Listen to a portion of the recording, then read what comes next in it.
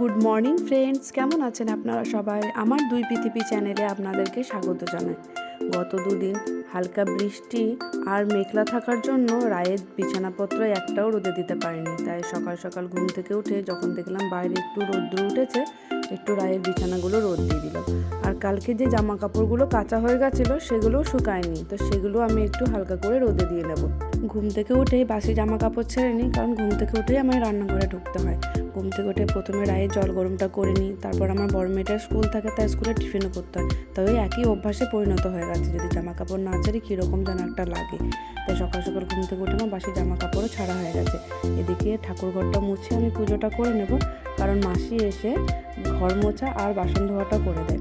তারপর রায়কেও আস্তে আস্তে ঘুম থেকে তোলা আছে। কত কাজ সারাদিনে যদি সময়টা একটু মেনটেন করে না চলি, তাহলে সব কাজ যেন হ্যাপাজেট লেগে যায়। এই দেখুন, এদিকে আমার স্নান সেরে পুজোটাও দেওয়া হয়ে গেছে। আজ ওর বাবার অফিসের খুব একটা তাড়াও নেই, আর বড় মেয়েও আজ বাড়িতে আছে, তাই ভাবলাম আজ একটু রমা সেদ্ধ করব। ওর বাবার অফিস থাকলে আর ননার স্কুল থাকলে মুড়িটা তো সেভাবে খাওয়া হয় না, ওই রুটি করি একেবারে আটাটা মেখে নিই একই সাথে। তাই দুজনে যখন বাড়িতে আছে, আজ একটু রমা সেদ্ধ দিয়ে ইচ্ছা আছে, মুড়ি খাবো সবাই মিলে।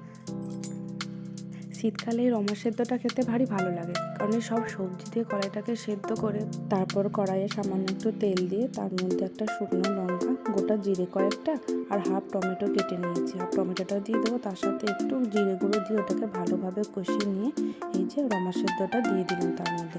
2 মিনিট ফোটার পরে সেটাকে নামিয়ে নেব। এদিকে আমার রায় ঘুম থেকে উঠে গেছে। কোলে তাকে জোর করেই বলতে পারিনি একটু উঠিয়েছি, উঠেও তার ঘুম যেন ছাড়ছে না, আমার কোলের মধ্যেই ঘুমিয়ে যাচ্ছে। কারণ তার সময় হয়ে গেছে 9টা বাজে। এই টাইমে তাকে যদি আমি টিফিনটা না করিয়ে দিই, তাহলে তার সারাদিনের খাওয়াটা পুরো উল্টোপাল্টা হয়ে যাবে। তো ওকে একটু জোর করেই ঘুম থেকে উঠালাম। রায়কে ঘুম থেকে উঠে ভালোভাবে পরিষ্কার করে দিয়েছি, বাসি জামা কাপড়ও ছাড়ানো হয়ে গেছে ওর। তারপরে দেখলাম বিছানাপত্রগুলো একটু পরিষ্কার করে নিই, মধ্যে মাসিও কাজে চলে এসেছে। বিছানাগুলো একবারে ঝেড়ে নেবো, তাহলে মাসি পুরো ঘর একবারে ঝাঁট দিয়ে পরিষ্কার করে দিয়ে চলে যাবে। তারপর আমি একবার দুপুরবেলায় বাড়িটা ঝাঁট দিয়ে দিলেই হয়ে যাবে। রায়ের বয়স এই 9 মাস সবে হলো। রায় ওতে হাতে করে একটু একটু জিনিস কুড়িয়ে কুড়িয়ে খেতে শিখেছে। তাই বিছানার মধ্যে যদি কিছু পড়ে থাকে, তো সেটাকেও তুলেছে মুখে নিচ্ছে। আমরা যে রুমটাতে শুই, সেই রুমটার বিছানা ভালো করে ঝেড়ে পরিষ্কার করে দিয়ে এসে রায়কে সেখানেই বসিয়ে দিয়ে এসেছি। এরপর আমি এই রুমটা পরিষ্কার করে নেবো। পরিষ্কার করে রায়কে তখন আবার এই ঘরে দিয়ে যাবো, কারণ তাকে নিচে বসানো একদমই যাচ্ছে না। একটু তো ঠান্ডা আছে, এখন নিচে বসতে পেলে সে হামাদি দিয়ে এ ঘর ও ঘর, এ মাথা ও মাথা করে যাচ্ছে। এই দেখুন না, আমি স্ট্যান্ডটা কীভাবে লাগিয়ে গেছিলাম, ও ঠিক নড়ি দিয়ে চলে গেছে। আমার পুরো ছবিটাও দেখা যাচ্ছে না এখানে, ওই জন্য আমি এতটা খেয়াল করিনি। আমি নিজের মনে তাড়াতাড়ি করে কাজগুলো সেরে নেওয়ার চেষ্টা করছি, কারণ এরপরে আবার রান্না বাকি আছে, রান্না করতে হবে, তাকে স্নান করানো আছে। সপ্তাহের একটা দিন এই বিছানার চাদরগুলি চেঞ্জ করিয়ে দিই, কারণ ভালো লাগে না। তারপর তো এই মাঝে 2 দিন বৃষ্টি হয়েছে, সব জিনিস যেন কেমন মনে হচ্ছে স্যাঁতস্যাঁত করছে। পারলে মনে হচ্ছে পুরো তোষকগুলোকেই রোদে নামিয়ে দিই। তার মধ্যে রায়কে তো আমি সন্ধ্যাবেলায় ডাইপার পরাই না, কারণ ও ডাইপার পরালে না ওর হালকা হালকা র্যাশ বেরিয়ে যায়। তাই জন্য তো যতটা সম্ভব পারি ওকে রাবারগুলো তার কাঁথার মধ্যে বসিয়ে রাখার চেষ্টা করি। চলুন, এই রুমটা হয়ে গেছে, বাড়ির বাকি কাজগুলো আস্তে আস্তে সেরে ফেলি।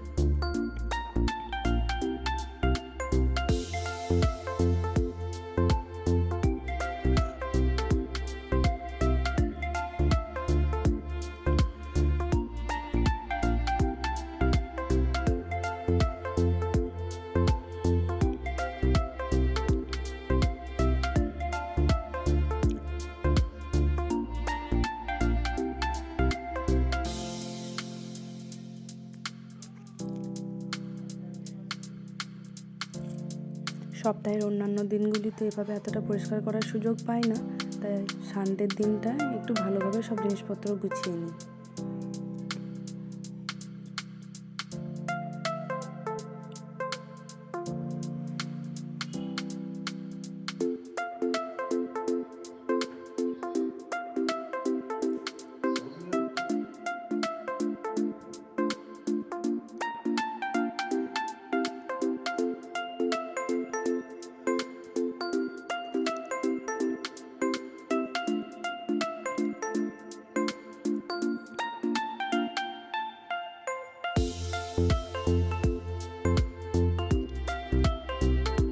চলুন, এই দিকটা হয়ে গেছে। এরপর কম্পিউটার টেবিলটা একটু গুছিয়ে নিই। ওষুধপত্রে যেন কম্পিউটার টেবিলটাকে দেখা যাচ্ছে না। রায়ের ইদানিং একটু ঠান্ডা লেগেছে। প্রথমে অ্যালোপ্যাথি ডাক্তার দেখিয়েছিলাম, কিন্তু ওর অ্যালোপ্যাথি থেকে না হোমিওপ্যাথি ওষুধটা একটু বেশি ধরে। তাই ঠান্ডা লাগাটা যখন হালকা একটু কমে এসেছিলাম, তখন তারপর তাকে অ্যালোপ্যাথি ওষুধটা বন্ধ করিয়ে দিয়ে তাকে হোমিওপ্যাথি ওষুধ দেখিয়েছিলাম। অ্যালোপ্যাথির কোর্সটি অবশ্যই পূর্ণ করে নিয়েছিলাম, তারপরে আবার হোমিওপ্যাথি ডাক্তার দেখিয়েছি। তো চলুন এইদিকে কম্পিউটার টেবিলটা একটু পরিষ্কার করে নিই আর বাকি জিনিসপত্রগুলোও গুছিয়ে নিই। এদিকে আমি মুদিখানার লিস্টটা পেয়েছি, এর মধ্যে রেখেছিলাম কম্পিউটার টেবিলের নিচে। এটাকে 2 দিন ধরে খুঁজে যাচ্ছে, কিন্তু কোথাও পাচ্ছি না। একটা কাগজে লিখে রাখলে সুবিধা কী হয়, প্রতি মাসে সব জিনিসপত্র কী কী আনতে হবে না হবে সব এক জায়গাতে থাকে, কোনো জিনিস মিস হয় না। আপনাদের সাথে কথা বলতে বলতে সময়টা দেখুন কীভাবে পেরিয়ে যাচ্ছে, এদিকে আমার সব কাজগুলোও হয়ে যাচ্ছে।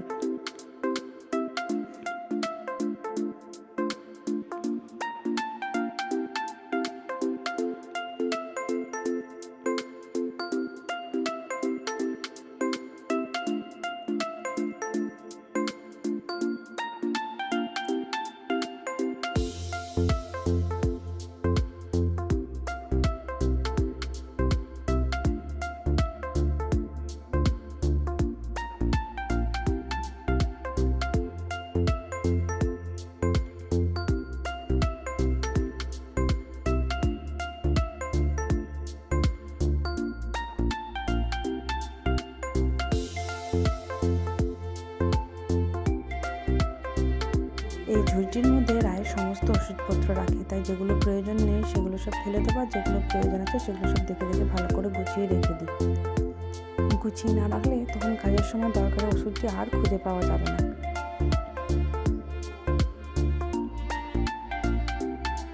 এদিকে আমি কাজ করতে থাকছি আর বড় মেয়ে বারবার ওই রুম থেকে ডাকছে, মা এটা কি, মা ওটা কি। বললাম বইটা নিয়ে এখানে আয়। তখন তার আর কাজ কি, সে এলো, এসে আমার ওষুধপত্র নিয়ে ঘাঁটাঘাঁটিও শুরু করে দিল। স্কুল না থাকলে যতক্ষণ ও বাড়িতে থাকবে ততক্ষণ ঠিক মায়ের পিছন পিছন ঘুরঘুর করে ঘুরে যাবে, মা এটা করে দেবো, মা ওটা করে দেবো। স্কুলে সেই সময়টাতে কী করে, কখন তাদের টিফিন ব্রেক হয়, কোন ক্লাসে কী হয়েছে, কোন মিস কী বলেছে, কোন বান্ধবীর সাথে কি গল্প করেছে, সেগুলি সব টুকটুক টুকটুক করে সপ্তাহের একটা দিন মায়ের কানে সব তোলা চায়। দেখতে দেখতে তাহলে এটাও পরিষ্কার হয়ে গেল, বাকি কাজগুলো চাই। এবার একদিকে এবার রান্নায় ঢুকি, বাবা অনেকটা দেরি হয়ে গেল এসব কাজ করতে করতে।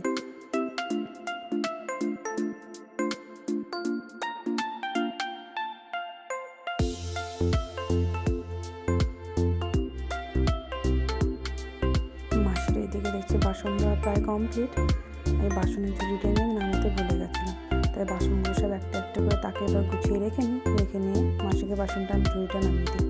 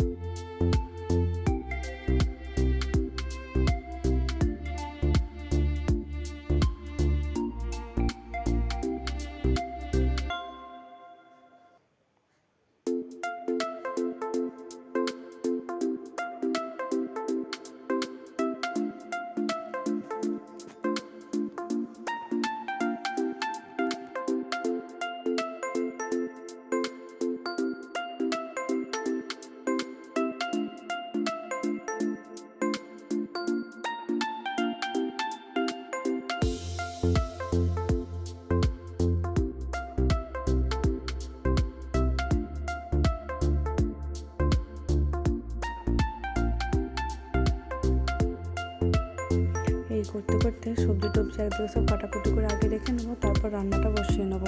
রান্নাটা না শুরু করলে এরপর অনেকটা দেরি হয়ে যাবে, রায়কে 12টার মধ্যে খাওয়াতেও পারবো না, আর বাকি সব কাজগুলো সব গন্ডগোল বেঁধে যাবে।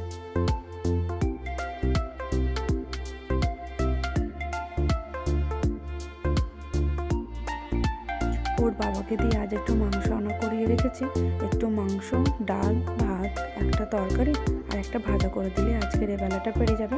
রাত্রে তখন 2টো রুটি করে দিলে হয়ে যাবে। চলুন এদিকে মাংসটা তাড়াতাড়ি করে রান্না করে নিই।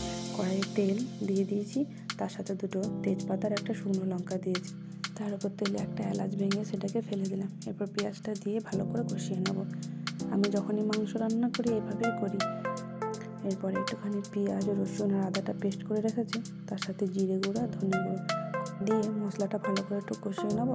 কষিয়ে নিয়ে মাংসটা ঢেলে দেবো। মাংসটা কষা হলে একটুখানি গরম জল দিয়ে সেটিকে সেদ্ধ করতে বসিয়ে দেবো। যখনই মাংস রান্না করবেন তখন একটু গরম জল দিয়ে দেবেন সেদ্ধ হওয়ার জন্য, দেখবেন মাংসের স্বাদ যেন আরও বেড়ে গেছে খেতে। আর নামানোর আগে সামান্য একটু ধনেপাতা আর চিকেন কারি মশলা দিয়ে নামিয়ে নেব। দেখতে দেখতে আমার মশলাটি কষানো হয়ে গেছে। চলুন এবার মাংসটাকে ভালোভাবে ঢেলে দিই। লাল লঙ্কার গুঁড়ো আমি খুব একটা ব্যবহার করি না, কারণ আমার মেয়ে ঝাল খেতে পারে না। গোটা গোটা লঙ্কায় মাংসটার মধ্যে দিয়ে দেবো, যার যেটুকু প্রয়োজন তখন সে লঙ্কাটি একটুখানি হাত দিয়ে চেপে নিলে তার ঝাল হয়ে যাবে। চলুন এদিকে মাংসটা একটা কষানো শুরু হোক। আর দেখি আমার দুই মেয়ে এদিকে কী করছে। ছোটোটা একটা খুব গলা পাচ্ছে, চিৎকার করে করে খেলছে দিদির সাথে। কোনোদিন তো দিদিকে এই সময়টাতে পায় না। দিদি স্কুল থেকে ফিরতে ফিরতে তার তো খেয়ে দিয়ে ঘুম হয়ে যায়। এই দেখুন দুজন মিলে তখন থেকে খেলা শুরু করেছে। আজকে তার এখনো স্নানও হয়নি। প্রথমে ছোটোটাকে স্নান করিয়ে নেবো। ছোটোটাকে স্নান করিয়ে নেওয়ার পরে বড়োটাকে নিয়ে যাবো বাথরুমে, কারণ সপ্তাহের একটা দিনই তার মাথাতে শ্যাম্পু দেওয়া হয় এই ঠান্ডার কারণের জন্য। চুল তো বেশ বড় হয়েছে, কাটতেও চায় না কিছুতেই। যদি আপনাদের আমার এই ভিডিওগুলি দেখতে ভালো লাগে তবে অবশ্যই আমার চ্যানেলটিকে লাইক, শেয়ার এবং সাবস্ক্রাইব করে দেবেন। আর শেয়ার করতে যেন ভুলবেন না। ভালো থাকবেন, সুস্থ থাকবেন, সবার নিজের নিজের যত্ন নেবেন।